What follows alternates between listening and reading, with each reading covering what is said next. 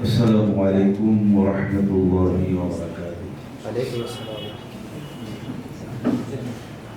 النجاة والسর্ভিসের উদ্দেশ্যে হজের প্রাক নির্বাচন চলছে। ওমরা পালনের যাত্রী ভাই ও বোনেরা, আজকের এই অনুষ্ঠানে উপস্থিত রয়েছেন মেহমানবৃন্দ, নজাত হজ সার্ভিস কোম্পানির পরিচালক বৃন্দ, আমার ইসলাম প্রিয় দিন প্রিয় মুসলমান ভাই বোনেরা, আল্লাহ পাকের দরবারে লাখো কোটি শুকর যে আমরা এমন একটি সুন্দর পরিবেশে উপস্থিত হতে পেরেছি। এজন্য মহান আল্লাহ পাকের দরবারে লাখো কোটি শুকরিয়া আদায় করছি। সকলে বলি আলহামদুলিল্লাহ। কোরআনুল হাকীমে আল্লাহ রাব্বুল আলামিন ইরশাদ করেন, আউযু বিল্লাহি মিনাশ শাইতানির রাজীম, বিসমিল্লাহির রহমানির রহিম, ইন্নাল্লাযীনা আমানু ওয়া আমিলুস সালিহাত কানাত লাহুম জান্নাতুল ফিরদাউসি নুজুলা খালিদিনা ফীহা লা ইয়াবগুনা আনহা হিওয়ালা। আল-আখির আয়াত। وقال النبي صلى الله عليه وسلم إنما الأعمال بالنيات أو كما قال عليه الصلاة والسلام. اللهم صل على سيدنا محمد وعلى آل سيدنا محمد كما صليت على إبراهيم وعلى آل إبراهيم إنك حميد مجيد. اللهم بارك على سيدنا محمد وعلى آل سيدنا محمد كما باركت على إبراهيم وعلى آل إبراهيم إنك حميد مجيد. الحمد لله. বাংলাদেশে অনেক হজ কাফেলা নেওয়ার মতো কোম্পানি তৈরি হয়েছে। বরিশালের ঐতিহ্যবাহী নাজাত হজ সার্ভিসেস কোম্পানি, এটা আসলে একটা প্রশংসনীয় কোম্পানি।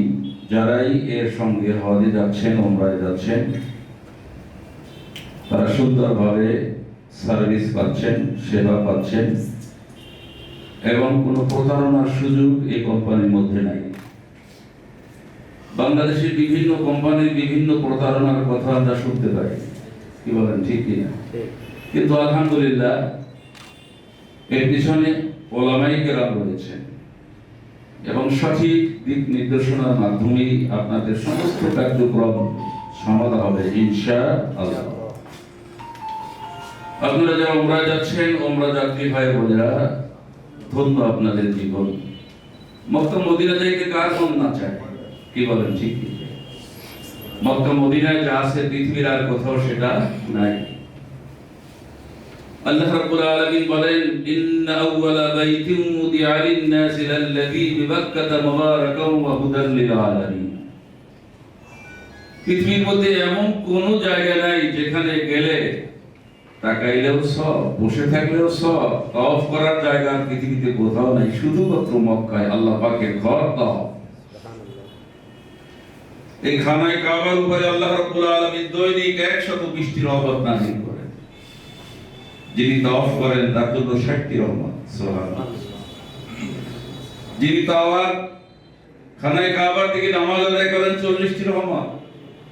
নামাজও পড়ে না, তাওয়াফও করে না, শুধু খানায়ে কাবার দিকে তাকায় বলে, আহ আমার আল্লাহ পাকের ঘর, তাকেও 20টি রহমত আল্লাহ পাক দান করেন, সুবহানাল্লাহ।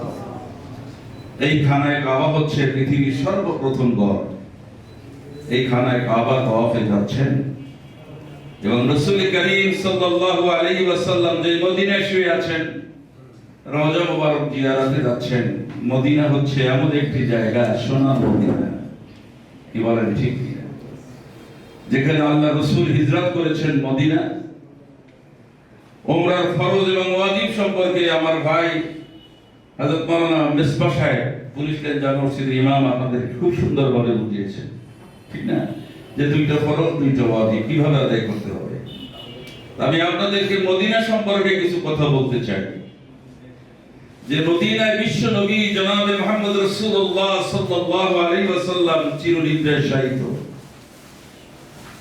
হাদিসে পাকের মধ্যে এসেছে قال النبي صلى الله عليه وسلم كل نبي حي في قبره يصلون في قبره أو كما قال عليه الصلاة والسلام সমস্ত নবীরা তাদের কবরের মধ্যে জিন্দা এবং তারা কবরের মধ্যে বসে নামাজ আদায় করে সুবহানাল্লাহ। শাইখুল হাদিস হযরত জাকারিয়া রাহমাতুল্লাহি আলাইহি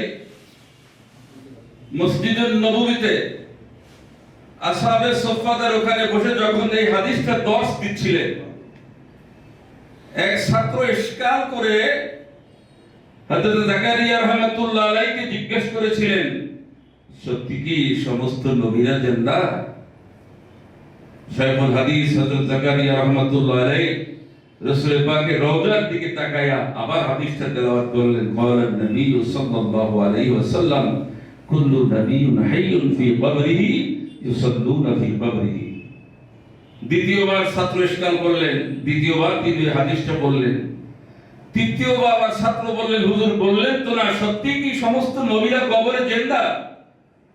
তৃতীয়বার যখন হযরত জাকারিয়া রাহমাতুল্লাহি আলাইহি হাদিসটা তেলাওয়াত করতেছেন, উনি মুরাকাবার হালতে নজরে দেখেন যে রাসূল করিম সাল্লাল্লাহু আলাইহি ওয়াসাল্লাম হাত মোবারক কবর থেকে উঠায় বলছেন যে হ্যাঁ সমস্ত নবীরা তাদের কবরে জিন্দা। আল্লাহর নবী মক্কায় কাফেরদের অত্যাচার সহ্য করতে না পেরে হিজরত করেছেন মদিনায়। আপনারা সেই মদিনায় যাবেন। যদিও উমরার কোনো কার্যক্রম মদিনায় নাই, হজের কোনো কার্যক্রম মদিনায় নেই, হজের সমস্ত কার্যাবলী মক্কায় সমাপ্ত, উমরারও ফরজ ওয়াজিব যতগুলি কার্যকলাপ সবগুলি মক্কায় সমাপ্ত। তো মদিনায় শুধু রাসূলের পাকের রওজা জিয়ারত। রাসূল করিম সাল্লাল্লাহু আলাইহি ওয়াসাল্লাম বলছেন যে মদিনা শরীফের মসজিদুন নববীতে যে ব্যক্তি 40 ওয়াক্ত নামাজ আদায় করবে তার জন্য জাহান্নামের আগুন হারাম হয়ে যাবে। সুবহানাল্লাহ। রাসূল করিম সাল্লাল্লাহু আলাইহি ওয়াসাল্লাম মদিনায় শায়িত, সমস্ত মুসলমানের প্রাণ মদিনার দিকে, কারণ রাসূল করিম সাল্লাল্লাহু আলাইহি ওয়াসাল্লাম ছিলেন রাহমাতাল লিল আলামিন। এজন্য আমি আলোচনার শুরুতেই কোরআনুল হাকিমের যে আয়াতটা তেলাওয়াত করেছিলাম, নিশ্চয়ই যারা আল্লাহ পাকের প্রতি ঈমান আনে এবং নেক আমল করে তাদের জন্য রয়েছে ফিরদাউস নামক বেহেশত। আপনারা এটা নেক আমলের জন্য যাচ্ছেন। উমরা তো আর ফরজ না, কি বলেন? উমরা কি ফরজ না? ফরজ হজ হচ্ছে ফরজ, উমরা হচ্ছে কি নেক আমলের মধ্যে অন্তর্ভুক্ত। তবে এখানে প্রাণ ঠান্ডা হয়ে যায় উমরার মাধ্যমে আল্লাহ রাসূলের রওজা যখন জিয়ারত করে। এজন্য নিয়তটা আমাদেরকে সহি করতে হবে। যে আমার ভাই মাওলানা মেজবা বলছিলেন যে বাজার করার নিয়ত না, শুধু আল্লাহর সন্তুষ্টির জন্য। এজন্য সমস্ত আমলের নেকবত ফল নিয়ত অনুযায়ী হইতে থাকে। ইমাম মালিক রাহমাতুল্লাহ আলাইহি রাসূলের পাকের মদিনার জন্য তার এত প্রেম ছিল, এত ভালোবাসা ছিল। একটা ওয়াকিয়ার মধ্যে এসেছে হযরত ইমাম মালিক রাহমাতুল্লাহ আলাইহি গোটা জীবন মক্কায় কাটিয়ে দিয়েছেন।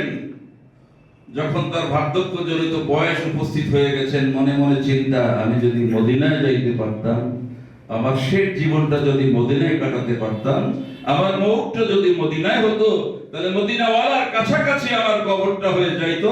কিয়ামতের ময়দানে আমি মদিনাওয়ালার পাশে হাসরের ময়দানে দাঁড়িয়ে যাইতাম। সুবহানাল্লাহ। মদিনার প্রেম। ইমাম মালিক রাহমাতুল্লাহ আলাইহি এইভাবে যখন তিনি নিয়ত করলেন মদিনায় থাকবেন, মদিনায় চলে গেলেন। হঠাৎ করে হজের মৌসুম এসে গেল। তো যারা হজের পাগল, খানায় কাবার পাগল, হজের মৌসুম আসলে তারা কিন্তু বসে থাকতে পারে না। এরকমের অনেক হাজির আছে যারা একাধিকবার ফরজ হজ করেছে, ঠিক না? একবার হলো হজ ফরজ, হজ জীবনে কয়বার ফরজ? কিন্তু অনেক মুসলমান ভাইরা আছে বারবার তারা ফরজ হজ আদায় করতে যায়। কারণ এর কারণটা হচ্ছে যাদের সম্পদ আছে, আল্লাহ পাক যাদেরকে সম্পদের মালিক বানাই দিয়েছেন, কার মনে না চায় যে আমি একটু বাইতুল্লাহ যাই? কিন্তু সবাই মনে তো চায় না, সবাই মন তো এক না, কি বলেন? সবাই মন কি এক? টাকা পয়সা হইলে অনেকে চায় একটু লন্ডন ঘুরে আসি, একটু জাপান ঘুরে আসি, একটু দিল্লি যাই, আগ্রার তাজমহল দেখে আসি। আর আপনাদের মনে চাচ্ছে আমরা একটু বাইতুল্লাহ যাই, আমরা মদিনায় যাই, কি বলুন, ঠিক কিনা? সবার চাহিদা তো এক না, সবার রুচি এক না। তো এই জন্য ইমাম মালিক রাহমাতুল্লাহ আলাইহি যখন মদিনায় চলে গেলেন, মদিনা যাওয়ার পরে হজের মৌসুম এসে গেল, এখন তো হজ করতেও মনে চায়। তো মনে মনে চিন্তা করলেন যে আমি তো হজে যাইতে পারলে একটু ভালো হইতো, কিন্তু আমার ইচ্ছা যে আমার মদিনায় মরতে চাই, মদিনায় যেন আমার কবরটা হয়, কিয়ামতের দিন যেন আমি রাসূলের পাশাপাশি দাঁড়ায় যেতে পারি। তাহলে একটু জানার চেষ্টা করি যে আমার হায়াতের জিন্দেগি কতটুকু আছে। এজন্য মানুষ ওলামায়ে কেরাম কিন্তু ইস্তেখারা করে, বিভিন্ন দিনী কাজের জন্য ইস্তেখারা করে, বিবাহ শাদীর জন্য ইস্তেখারা করে, এই কাজটা আমার জন্য কতটুকু ভালো হবে কতটুকু খারাপ হবে আমি একটু ইস্তেখারার মাধ্যমে জানার চেষ্টা করি। ইমাম মালিক রাহমাতুল্লাহি আলাইহি ইস্তেখারার নিয়াতে নামাজ আদায় করে রাসূল পাকের রওজার পাশাপাশি ঘুমিয়ে গেছেন। রাত্রিবেলা হঠাৎ করে রাসূল করিম সাল্লাল্লাহু আলাইহি ওয়াসাল্লামকে তিনি স্বপ্ন থেকে দেখলেন যে রাসূল পাক সাল্লাল্লাহু আলাইহি ওয়াসাল্লাম ডান হাতের 5টা আঙ্গুলি এইভাবে মেলে ইমাম মালিক রাহমাতুল্লাহ আলাইহিকে দেখাই দিয়েছেন। স্বপ্ন ভেঙে গেলেন ইমাম মালিকের। আল্লাহর নবী কিছু বললেন না। যে ব্যক্তি স্বপ্ন যোগে রাসূলুল্লাহকে দেখে সে রাসূলুল্লাহকেই দেখে, কি বলুন ঠিক কি না? আল্লাহর নবীর চেহারা ধারণ করার শক্তি কোনো ইবলিসের নাই, পৃথিবীর কোনো শক্তি নাই। যে নবীজিকে দেখলো সে সত্যি নবীজিকেই দেখলো। ইমাম মালিক রাহমাতুল্লাহ আলাইহি স্বপ্ন থেকে ভেঙে যাওয়ার পরে কান্না শুরু করলেন, আমি কি দেখলাম? আল্লাহ রাসূল আমাকে কি নিদর্শন দিলেন, কি আমাকে বুঝাইতে চাইলেন? আমার হায়াতের জিন্দেগি কি 5 বছর? তাহলে তো আমি হজ করে আসতে পারি, 5 মাস হইলেও পারি, কিন্তু 5 দিন হইলে তো আর সম্ভব না। এই জন্য স্বপ্নের তাবির জানার জন্য জামানার বড় আলেম ইবনে সিরিন রাহমাতুল্লাহ আলাইহির কাছে খাদেম পাঠিয়ে দিল, যাও তুমি একটু জানিয়ে আসো আমার স্বপ্নের তাবিরটা কি, আমি কি স্বপ্নে দেখলাম। যে আল্লাহ রাসূল আমাকে এরকম ঘুমের মধ্যে স্বপ্ন যোগে 5টা আঙ্গুল আমাকে প্রদর্শন করেছেন, আমাকে আল্লাহ রাসূল কি বুঝাইতে চেয়েছেন, এই স্বপ্নের তাবিরটা কি হবে আমাকে একটু জানাও। খাদেম গেলেন ইবনে সিরিন রাহমাতুল্লাহ আলাইহির কাছে এবং ইমাম মালিক রাহমাতুল্লাহ আলাইহি বলে দিলেন, খবরদার স্বপ্ন কে দেখছে এই কথাটা কিন্তু বলবে না, তাবিরটা জানা আসবে। খাদেম গিয়ে বলছে, হযরত এক ব্যক্তি স্বপ্ন দেখছে রাসূলুল্লাহ সাল্লাল্লাহু আলাইহি ওয়াসাল্লামকে তিনি হাতের 5টা আঙ্গুলি দেখায় দিয়েছেন, স্বপ্নের তাবিরটা কি? ইবনে সিরিন বলছেন, তাহলে স্বপ্নটা কে দেখছে সেইটা বলো। বলে না, স্বপ্ন যে দেখছে তার নাম বলা তো নিষেধ। ইবনে সিরিন বলছে, তাহলে স্বপ্নের তাবির বলাও নিষেধ। তবে একটা কথা তুমি জেনে নাও, এই স্বপ্নটা ইমাম মালিক ব্যতীত আর কেউ দেখতে পারে না। সুবহানাল্লাহ। ইবনে সিরিন রাহমাতুল্লাহ আলাইহি বললেন যে এই স্বপ্নটা ইমাম মালিক ব্যতীত আর কেউ দেখতে পারে না। উনি চলে গেলেন ইমাম মালিক রাহমাতুল্লাহ আলাইহির কাছে, হুজুর নাম বলি না এজন্য স্বপ্নের তাবির বলা নিষেধ, তবে উনি তো বলে দিয়েছেন যে ইমাম মালিক ছাড়া এই স্বপ্ন কেউ দেখতে পারে না। তো ইমাম মালিক রাহমাতুল্লাহ আলাইহি বলছে, যাও উনি তো বুঝিয়ে ফেলেছেন, নামটা বলে স্বপ্নের তাবিরটা জেনে আসো। তখন ইবনে সিরিন রাহমাতুল্লাহ আলাইহি কোরআনে পাকের এই আয়াত তেলাওয়াত করলেন, বিসমিল্লাহির রহমানির রহিম, ইন্নাল্লাহা ইয়ালামু ইনদাহু ইলমুস সাআ ওয়া ইউনাজ্জিলুল গায়স ওয়া ইয়ালামু মা ফিল আরহাম ওয়া মা তাদরি নাফসুম মাযা তাকসিবু গাদা ওয়া মা তাদরি নাফসুম বিআইয়ি আরদিন তামুত। এই কোরআনে পাকের আয়াতগুলো যখন তেলাওয়াত করে বললেন যে 5টা জিনিস সম্পর্কে পৃথিবীর কোনো মানুষ জানে না, 5টা জিনিসের তথ্য এটা আল্লাহ পাকের গোপন সিন্ধুকের তথ্য, এটা একমাত্র আল্লাহই জানেন। 1 নম্বরে হচ্ছে কিয়ামত কখন হবে, মউত কার কখন হবে, এটা পৃথিবীর কেউ জানে না, একমাত্র আল্লাহ জানে। কে জানে বলুন? আল্লাহ জানে। মউত কখন হবে কে জানে? আল্লাহ জানে। ওয়া ইয়ালামু মা ফিল আরহাম, স্ত্রীর রেহেমের মধ্যে সন্তানটা ছেলে হবে না মেয়ে হবে, এটা একমাত্র আল্লাহ জানেন। ওয়া মা তাদরি নাফসুম মাযা তাকসিবু গাদা, আগামী দিন তুমি কি রোজগার করবে এটা কে জানে? আল্লাহ। রহমতের বৃষ্টি কখন আসবে এটা জানে একমাত্র আল্লাহ। আর ওয়া মা তাদরি নাফসুম বিআইয়ি আরদিন তামুত, কোন জমিনে কার মউত হবে এটাও একমাত্র আল্লাহ তাআলা জানেন। অতএব ইমাম মালিক তিনি জানাই দিলেন যে মৃত্যুর সময় সম্পর্কে জানতে চাও, এটা কারো জানা সম্ভব নয়, এটা আল্লাহ পাকের গোপন সিন্ধুকের কথা। ইমাম মালিক রাহমাতুল্লাহ আলাইহি মদিনায় তিনি ইন্তেকাল করেছেন, মদিনায় তার রওজা মোবারক। এজন্য মদিনার মানুষের প্রতি খুব রহমদিল হতে হবে। আমরা যখন প্রথম হজে গেলাম, মদিনায় যখন গেলাম, আসলে মদিনার মানুষের দিলই আলাদা, খুব নরম দিলের মানুষ। এজন্য রাসূল পাক সাল্লাল্লাহু আলাইহি ওয়াসাল্লাম বলেন, মদিনার জন্য তিনি আলাদা দোয়া করেছেন, আল্লাহ পাকের দরবারে দরখাস্ত করেছেন, রব্বে কারীম, হযরত ইব্রাহিম আলাইহিস সালাতু ওয়াস সালাম আপনার বান্দা এবং রাসূল, তিনি মক্কার জন্য দোয়া করেছেন, আমি মদিনাবাসীর জন্য দোয়া করি, মক্কাবাসীদেরকে যে নাজ নিয়ামত দিয়েছেন সমপরিমাণ দেন এবং দ্বিগুণ করে দেন, বলুন সুবহানাল্লাহ। মদিনাবাসীর জন্য তিনি দোয়া করেছেন। এজন্য মদিনাবাসীর কোনো শিকায়ত, গীবত, দোষ বলা যাবে না।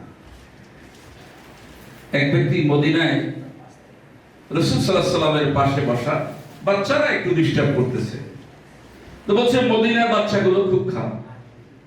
আল্লাহ রাসূলের চোখ দুটো লাল হয়ে গেল, মদিনার বাচ্চাগুলো খারাপ, তুমি কি বলতেছো? এই মদিনা থেকে তুমি চলে যাও, তোমার মতো লোকের মদিনার দরকার নাই। অতএব মদিনা সম্পর্কে এগুলো খারাপ মন্তব্য করা যাবে না। আমরা অনেকে হজে যাই, উমরায় যাই, ওখানে গিয়ে মানুষের কি অন্যায় নেই এগুলো এসে কালচার শুরু করি, মানুষের ভালো গুণগুলো আমরা কালচার করি, খারাপ কিছু দেখলে আমরা এগুলা বলবো, কি বলেন ঠিক না? এইভাবে আমরা মদিনায় খুব তালিমের সাথে রাসূলের রওজা জিয়ারত করব, সম্মানের সাথে। রাসূলের পাকের নিকটেই রয়েছেন আল্লাহ রাসূলের দুইজন সাথী, হযরত সিদ্দিক আকবর রাদিয়াল্লাহু তাআলা আনহু, হযরত ওমর ফারুক রাদিয়াল্লাহু তাআলা আনহু। আমরা তাদের রওজা জিয়ারত করব যারা আমরা যাব, এবং বেশি বেশি আমরা নেক আমলের মধ্যে থাকব, তওবা, ইস্তিগফার, দুরূদ ও সালাম, এই নেক আমলের মধ্যেই আমাদের সময়টাকে কাটায় দিব। সম্ভব হলে একটু তিলাওয়াতের মাধ্যমে, কারণ সমস্ত নফল ইবাদতের মধ্যে উত্তম হচ্ছে আফদালুল ইবাদাতি তিলাওয়াতুল কুরআন। সমস্ত নেক আমলের নফল ইবাদতের মধ্যে উত্তম হচ্ছে কোরআন তিলাওয়াত। এজন্য মক্কা মদিনায় আমরা যখন সুযোগ পাবো, আমরা নফল নামাজ পড়ব, কোরআন শরীফ তিলাওয়াত করব। আল্লাহ পাক যেন আমাদের সকলের উমরাকে সঠিকভাবে কবুল করেন, সুন্দরভাবে আমাদের এই হজের উমরার যাবতীয় কার্যক্রম সমাপ্ত করে সুস্থভাবে যেন আল্লাহ পাক আমাদেরকে আবার ফিরে আনেন। আল্লাহ পাক যেন আমাদেরকে খাঁটি মুসলমান হিসেবে কবুল করেন। আজকের এই আয়োজনের জন্য আমি আন-নাজাত হাউস সার্ভিস কোম্পানির সমস্ত কর্মকর্তা বৃন্দকে অভিনন্দন জানিয়ে, মেহমান বৃন্দকে অভিনন্দন জানিয়ে, মোবারকবাদ জানিয়ে আমার আলোচনা শেষ করছি। ওয়া আখিরু দাওয়ানা আলহামদুলিল্লাহি রাব্বিল আলামিন। আসসালামু আলাইকুম ওয়া রাহমাতুল্লাহি ওয়া বারাকাতুহু।